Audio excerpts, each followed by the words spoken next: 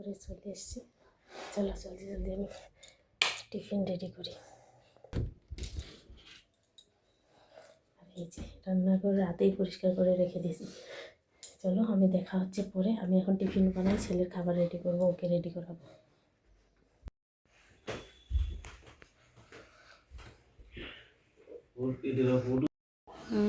Bye bye, ভালো করে যাও।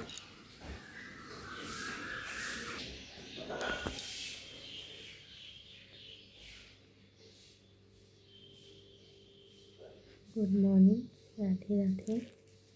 আমার ইউটিউব চ্যানেলে আপনাদের সবাইকে স্বাগতম। আপনারা কেমন আছেন? আশা করি যে যেখানে আছেন ভালো আছেন আর সুস্থ আছেন। তো সকালবেলায় উঠেছি, উঠে আজকে যেহেতু সোমবার, আর ওই আর কি রোজকার দিনের মতনই সোমবার আমাদের নিরামিষ খাওয়া দাওয়া হয়। তাই কালকে রাতেই মানে সানডে রবিবার রাতেই আমি সব কিছু রান্নাঘরটা আর কি খুব সুন্দর করে পরিষ্কার করে গুছিয়ে রেখে দিয়েছিলাম, যেন সকালে ঝামেলা না হয়। যেহেতু ছেলের স্কুল অনেকটাই সকালবেলা, ওর জন্য উঠেই আমি রান্নাঘরের কাজ সাথে সাথে ওদিকে অনেকটাই দেরি হয়ে যাবে। ওর জন্য আমি যতদূর পারি আর কি আগের দিন রাতেই আমি রান্নাঘরটা পরিষ্কার করে রেখে দিই, তাহলে অনেকটাই সুবিধে হয়। ওর জন্যই আমি রবিবার দিন রাতেই আমি সব কিছু পরিষ্কার করে রেখে দিয়েছিলাম, যেহেতু সোমবার দিন পরের দিন আর কি নিরামিষ খাওয়া দাওয়া হবে। ওর জন্য সব কিছু পরিষ্কার করে রেখে দিয়েছিলাম, তাহলে অনেকটাই সুবিধা হয়। আর আমি এই যে সকাল সকাল উঠে তারপর ফ্রেশ হয়ে নিলাম। ফ্রেশ হয়েই আগে ছেলের টিফিন, ওর যে জিনিসটা ওর খাওয়া, ওর টিফিন, জলের বোতল সমস্ত কিছু রেডি করে দিলাম। তারপর ও খেলো, ওকে একটু খিচুড়ি মতো করে দিলাম আর কি। সব কিছু সবজি ডাল চাল দিয়ে সিটি মেরে এরকমভাবেই আমি ওকে একটু ঘি দিয়ে ওকে খেতে দিয়ে দিলাম। ও খেয়ে নিয়েছে, স্নান করলো, ওকে গরম জল করে দিলাম, ও স্নান করলো, ফ্রেশ হলো। ফ্রেশ হয়ে খাওয়া দাওয়া করে ওকে টিফিন সব কিছু রেডি করে দিলাম। আর হাজব্যান্ড নাইট ডিউটি করে আসলো, এসে ওকে বলেছে ঠিক আছে তাহলে আমি নিয়ে যাচ্ছি, বাসে উঠিয়ে দেবো। আর আমরা ঠিক আছে তাহলে ভালোই হলো। আর এই যে ছেলেকে নিয়ে যাবে, আর গেটের সামনে যেতেই ছেলে বলছে কি মা আমার বাথরুম পেয়ে গিয়েছে। এদিকে বাসের টাইমও হয়ে গিয়েছে, তা ও আমি বলছি ঠিক আছে তুমি বাথরুমটা করে নাও, যেহেতু যেতে অনেকটাই টাইম লেগে যাবে। ও বাথরুমে গেলো, আর ওইদিকে বাসটা যেন ছুটে না যায় ওর জন্য আমার হাজব্যান্ড ব্যাগটা নিয়ে আগে থেকেই ও চলে গিয়েছে, রাস্তায় দাঁড়িয়ে আছে। আর ছেলে তারপর গেল। যাই হোক ছেলে গেল, ছেলে যাওয়ার পর আমরা দুজনে মিলে নাস্তা করে নিলাম। আর তারপর ও নাইট ডিউটি করে যেহেতু এসেছে, ও শুয়ে পড়েছে, আর আমি আমার কাজগুলো সেরে নিচ্ছি। আজকে যেহেতু হোলি, 3 তারিখ হোলি, ওর জন্য আমি সব কিছু ভেবেছি আজকে ঘর দুয়ার সব কিছু পরিষ্কার করে নেব। ওর জন্য ঘরের পর্দা, যত জানলার পর্দা, দরজার পর্দা সব কিছু আমি খুলে নিয়েছি। বেড কভার সব কিছুই ধুয়ে দেবো আজকে। আর আজকে অনেকটাই কাপড় বেরিয়ে গিয়েছে। আর এদিকে এই জানালাগুলো যে এত ধুলো পড়ে থাকে আর কি বলবো, খুব ধুলো পড়ে যায়। ও জমে আমি ভালোভাবে জল দিয়ে একটু ধুয়ে দিচ্ছি ধুলোগুলো। আর যেহেতু পর্দাগুলোও ধুয়ে দেবো, ওর জন্য খিড়কিটা আমি ভালোভাবে জানালাটা পরিষ্কার করে নিচ্ছি।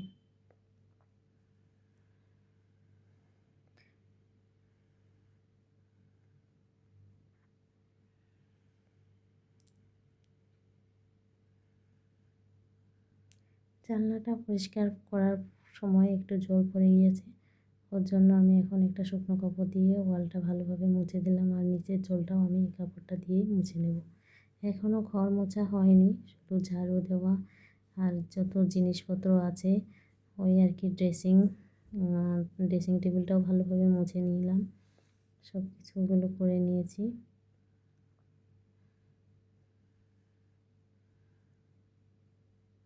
এদিকে বেসিনটাও আমি ভালোভাবে পরিষ্কার করে নিয়েছি। এখন আমি ঘরটা মুছে নেব। ঘর মোছা হওয়ার পরেই আমি তারপরে কাপড়গুলো কেচে নেব। যেহেতু হাতেই আমি কাপড় কাচবো, অনেকটা টাইম লেগে যায় কাপড় কাচতে কাচতে, আর আজকে তো আরও অনেকটা টাইম লাগবে যেহেতু অনেকগুলো কাপড়। ছেলে স্কুল থেকে আসার আগেই আমি আমার কাজগুলো সেরে আবার আমি ফ্রেশ হয়ে তারপরে রান্নাও বসাবো। তাই ভাবছি আজকে কখন কী করব, আর মাথায় অনেকটা টেনশন হয়ে যাচ্ছে আমার, কখন কাজগুলো আমি সারব।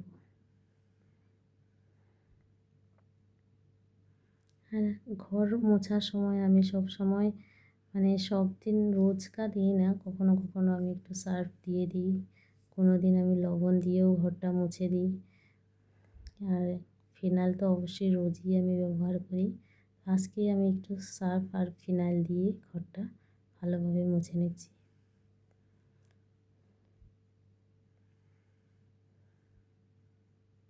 আমরা যেখানেই থাকি না কেন, সে বাড়ি হোক বা ভাড়া বাড়ি হোক, যেখানেই হোক, ভালোভাবে যদি পরিষ্কার পরিচ্ছন্নতা করে রাখি তাহলে অনেকটাই ভালো লাগে।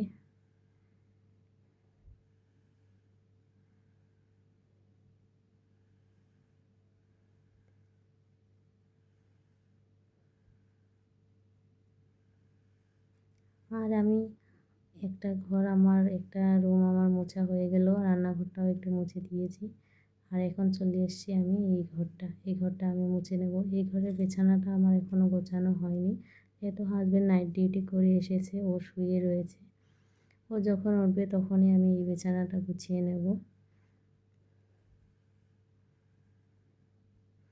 আর খাটের নিচে আমি খুব ভালোভাবে মুছে দিলাম, যেহেতু এখন একটু গরমকাল পড়ে এসেছে, যেন কিছু ঢুকে না থাকে, কিড়ামকড়া কিছু, ওর জন্য আমি রোজ ফিনাইল দিয়ে ভালোভাবে মুছে নিই।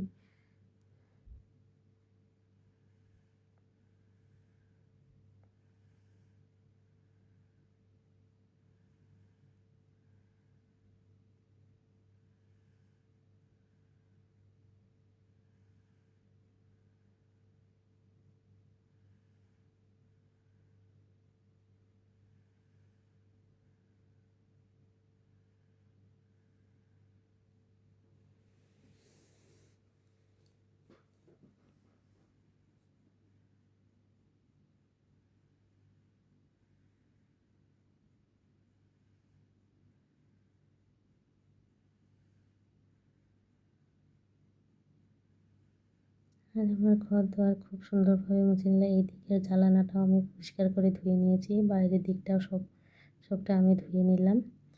আমার প্রায় অর্ধেক কাজ কমপ্লিট হয়ে গিয়েছে। এখন এই যে ডাইনিং কভারটা ভেবেছি আজকে এই ডাইনিং কভারটাও আমি একটু সার্ফ জলে ধুয়ে দেবো। আর এখন এখানে যেগুলো জিনিসপত্র ছিল সেগুলো সরিয়ে বাসনগুলো আমি ধুয়ে নেব, আর এই ডাইনিংটা আমি একটু মুছে নেব কভারটা তুলে।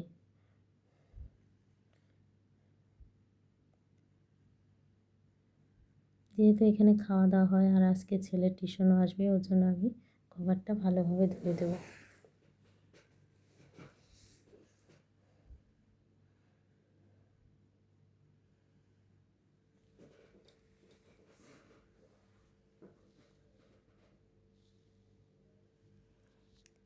আর এই পাশের দরজাটা যেহেতু খোলা হয় না, এখানে একটু ধুলোবালি পড়ে আছে। আজকে যত দরজা জানালা সমস্ত কিছুই আমি ভালোভাবে মুছে দিয়েছি, তো ভেবেছি এই দরজাটাও আমি একটু মুছে দিই। আর এখানে দেখো কতগুলো আমার কাপড়, বাথরুম পুরো ভরে গিয়েছে কাপড়, 3 বালতির মতো কাপড় হয়েছে। ডোরমেট, ডাইনিংয়ের কভার সব কিছুই আজকে ধুয়ে পরিষ্কার করে নেব। যেহেতু কালকে হোলি, আজকে সব কিছু পরিষ্কার পরিচ্ছন্নতা করে রাখলে কালকে অনেকটাই সহজ হয়ে যাবে আমার।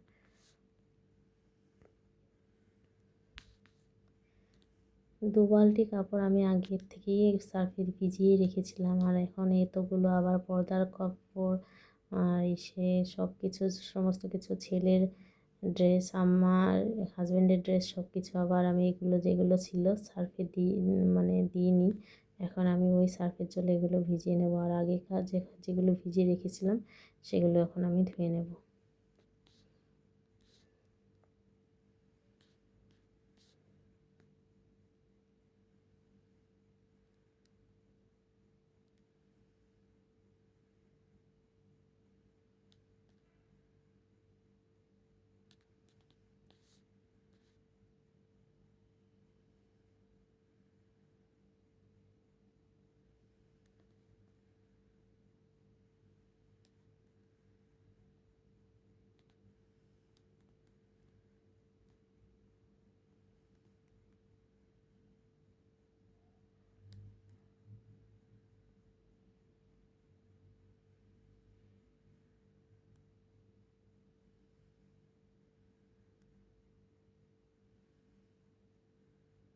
আর আমি অল্প অল্প করে কাপড় কাচবো আর একটু একটু করে ধুয়ে নেব, যেন বাথরুমটা আমি ভাবছি কখন এই বাথরুমের এক গাদা কাপড় আমি কখন ধুয়ে শেষ করব, ওটাই ভাবছি আর ধুচ্ছি।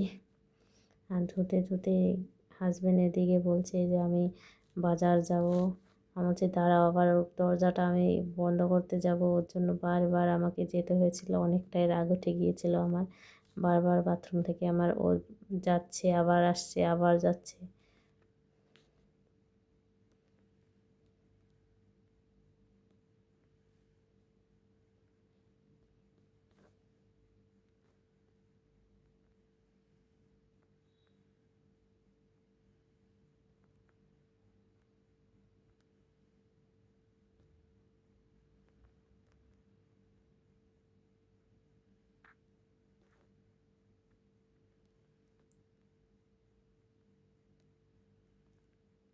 আজকে যেহেতু নিরামিষ, রান্নার খুব একটা বেশি ঝামেলা নেই, হালকা পাতলা রান্না করব আর কি।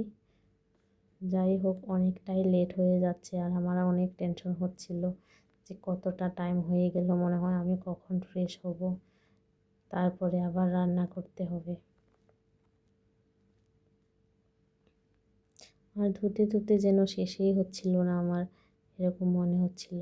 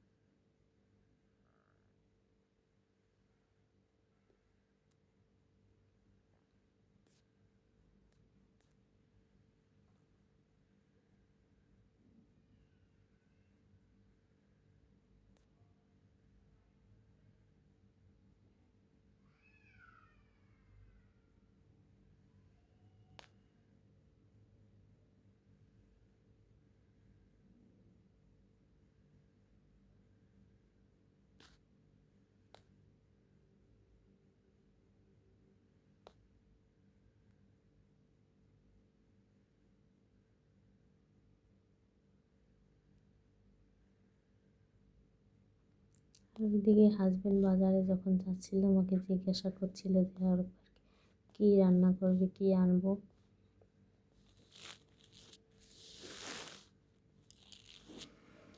আমি বলেছিলাম আর কি যে আজকে তো সোমবার, নিরামিষ। তাহলে ও বলছে ঠিক আছে, তাহলে আমি পনির নিয়ে আসি, আর একটু আমার কাজও আছে।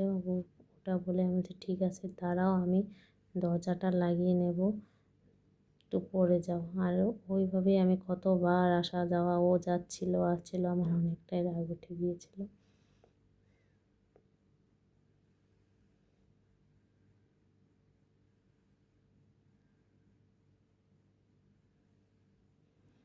তাই হোক, ও উঠে পড়লো, তারপর আমি ওই বিছানার আমি বেডশিটটাও চলেও গেলো, দরজাটা লাগিয়ে বেডশিটটা আর মশারিটা আমি নিয়ে আসলাম। ভেবেছি ও দুটোকে আর রাখবো কেন, একসাথে ধুয়েই ফেলি,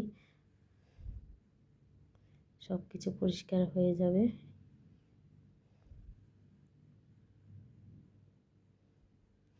কিছু একটা পরব আসলে, যাই হোক সে দুর্গা পুজোই হোক কিংবা কালী পুজোই হোক, যে কোনো কিছু একটা উৎসব আসলেই সব কিছু যখন পরিষ্কার পরিচ্ছন্নতা করা হয়, তখনই মনে হয় যে উৎসবের আনন্দটা, মনে হয় যে উৎসব একটা আসছে।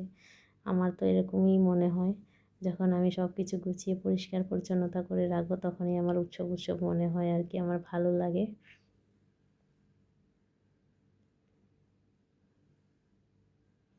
যাই হোক, তোমাদের সাথে গল্প করতে করতে আমার কাপড়গুলো প্রায় ধোয়া শেষ হয়ে গিয়েছে।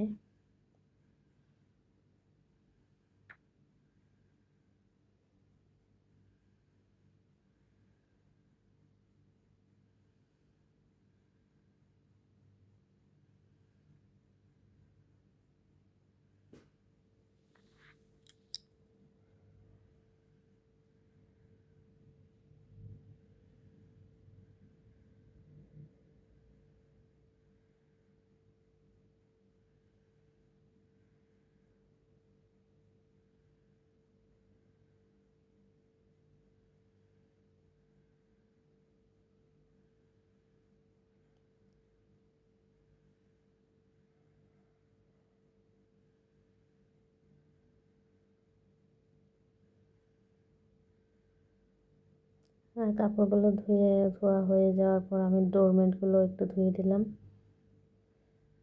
এখন প্রায় বাথরুমের কাজ, সমস্ত কাজ শেষ। আর বাথরুম আমি কালকেই পরিষ্কার করে দিয়েছি।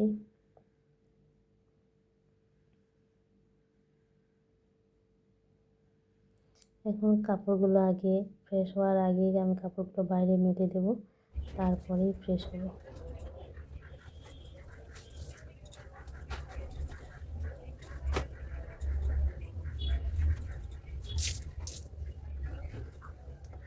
যেহেতু কাপড় দেওয়ার জায়গা অনেকটাই কম, আর আজকে অনেক পরিমাণে অনেকটাই কাপড় বেরিয়ে গিয়েছে। যাই হোক, কোনো রকম মিটিয়ে আমি এখন রেখে দেব। যেহেতু এখনও একটু গরমকাল পড়েছে, বাতাসে শুকিয়ে যাবে।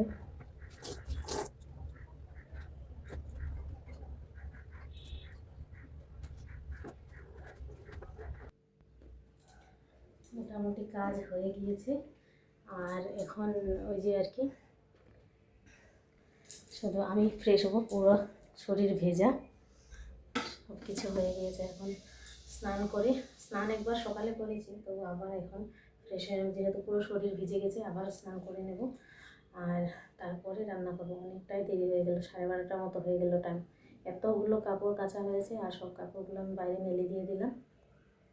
এখন চলো আমি ফ্রেশ হয়ে নিই, তারপরে দেখি রান্না করার সময় যদি ভিডিও করতে পারি, নাহলে খুব তাড়াহুড়ো করে আজকে রান্না করতে হবে। ছেলেকে আবার স্কুল থেকে চলে আসবে, তো ওর আগে আমাকে রান্নাটা করে নিতে হবে। চলো আমি এখন ফ্রেশ হয়ে নিই। তারপর আমি ফ্রেশ হয়ে চলে আসলাম। আর এই যে একটু খিদেও পেয়ে গিয়েছে। আর আমি ভেবেছি যে দুধটাও জাল দিয়ে নিই, তখন ভাবলাম যে একটু চা খেয়ে নিই। মাঝে মাঝে একটু দুধ চা খেতে ইচ্ছে করে। তারপর বসে বললাম যে রান্না করার আগে একটু দুধ চা খেয়ে নিই। দুধ চা খেতে খেতে ভাবছিলাম আর কি, যে কখন কি কাটবো, কি রান্না করব। তারপরেই আমি কাটাতে লেগে গেলাম। আর করব হচ্ছে শুধু আলু আর টমেটো দিয়ে পনির তরকারি, আর ভেন্ডি আর কি ঢেঁড়স ভাজা, আর পাঁপড় ভেজে দেবো। আজকে সিম্পল রান্না, আর যেহেতু অনেকটা লেটও হয়ে গিয়েছে, ওর জন্য আমি রান্নাটা খুব তাড়াহুড়ো করে করলাম। আর এদিকে রান্না করতে করতে ছেলেও স্কুল থেকে চলে এলো। ও যেহেতু স্নান করেই যায় সকালে, কিন্তু তো ও এসে আবার স্নান করে, ওর জন্য একটু গরম জল দিয়ে দিলাম ওকে স্নান করার জন্য। আর এদিকে ঢেঁড়স ভাজাটা এখন করে নেব। ও স্নান করতে করতে ভাজাটা হয়। ঢেঁড়স ভাজা করতে বেশি টাইম লাগবে না, হয়ে যাবে। ছেলে গেছে ফ্রেশ হতে। ওদিকে আলু পনির তরকারিটা হয়ে গেল, ভাতও হয়ে গিয়েছে। আর এখন ঢেঁড়স ভাজার পাঁপড়টা আমি করে নেব, তো ওদিকেই বসিয়ে দেব।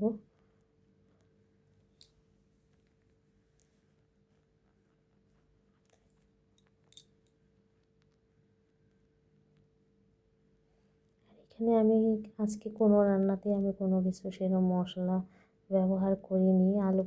পনিরের তরকারিতে শুধু একটু জিরে গুঁড়ো দিয়েছি, আর ফোড়নে আমি কালো জিরে, তেজপাতা, শুকনো লঙ্কা আর একটু আদা থেতো করে দিয়েছি, এতটুকুই। আর কাঁচা লঙ্কা ছিঁড়ে দিয়েছি, আর শুকনো লঙ্কা তো ফোড়নে দিয়েছি, আর একটু জিরে গুঁড়ো দিয়েছিলাম। আর এখন ঢেঁড়স ভাজাতে আমি শুধু একটু জিরে ফোড়ন দিয়ে, যেহেতু নিরামিষ আজকে আমি রসুন পেঁয়াজ কিছুই ব্যবহার করব না, এখানে একটু আমি জিরে ফোড়ন দিয়েছি। আর এখন ঢেঁড়সটা দিয়ে দেব। আর এখানে আমি কাঁচা লঙ্কা ছিঁড়ে একসাথেই রেখে দিয়েছিলাম ঢেঁড়সের সাথে। আর একটা আলু, ওই যে আলু কেটে রেখেছিলাম আলু পনিরে, ওখান থেকে একটা আলুর টুকরো এখানে রয়ে গিয়েছে, তো ওটাকেও আমি এখানেই দিয়ে দিয়েছি। এক টুকরো আলু রয়েছিল, এখানে আলু দিয়ে যেহেতু পনির তরকারি করেছি আমি, ওর জন্য ঢেঁড়সে আর আমি আলু দিইনি। আর এই দিক দিয়ে নুন আর কি, লবণ আর হলুদ গুঁড়ো দিয়ে একটু নাড়াচাড়া করে ঢেকে দেবো। সিদ্ধ হতে হতে ওদিকে আমি পাঁপড়টা ছেঁকে নেব।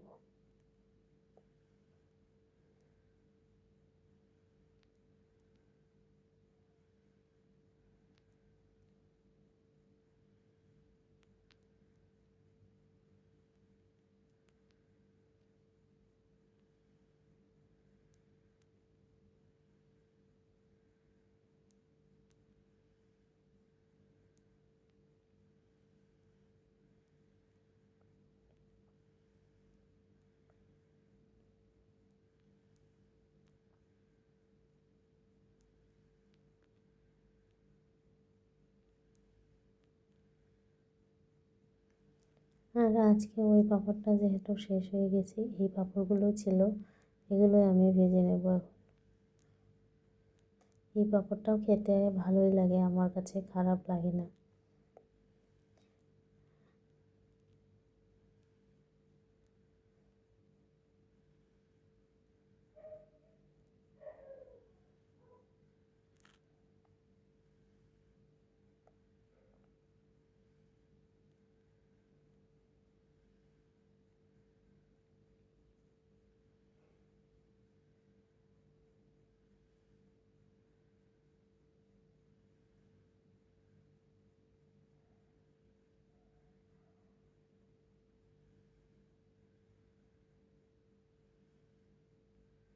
আর এদিকে ঢেঁড়স ভাজাটাও প্রায় হয়ে গিয়েছে, আর আমি অল্প আঁচেই করেছি, কেন যেন খুব সুন্দরভাবে সিদ্ধ হয়ে যায় আর পুড়ে না যায়। আর খাবারে আমরা এখনও গরম জলেই ব্যবহার করছি, ঠান্ডা জল কেউই খাচ্ছি না, কেন ঠান্ডা গরম ওয়েদারটা কেমন জানি একটা হয়ে আছে, ওর জন্য আমরা এখনও ঠান্ডা জল ব্যবহার করি। আর খাবারের জন্য আমি ওদিকে সব কিছু নিয়ে ডাইনিংয়ে রেডি করে রাখলাম। খাবারের জলটাও আমি গরম করে আগেই রেখে দিয়েছি জারে। আর এদিকে আমার প্রায় রান্নাটা কমপ্লিটই হয়ে গেল।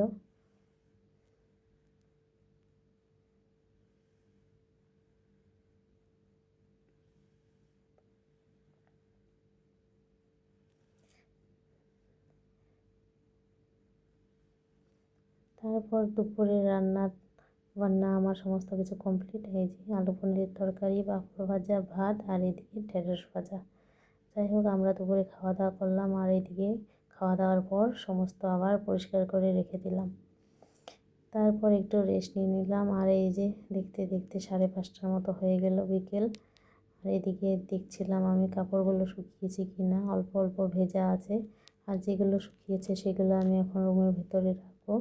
আর যেহেতু আমি সন্ধ্যা দিতে পারছি না, তো ছেলেকেই বলবো যে সন্ধ্যাটা তুমি দিয়ে দাও। তারপর 6:30টার দিকে আবার ওর টিউশন চলে আসবে। তো আজকের জন্য এটুকুই, দেখা হচ্ছে।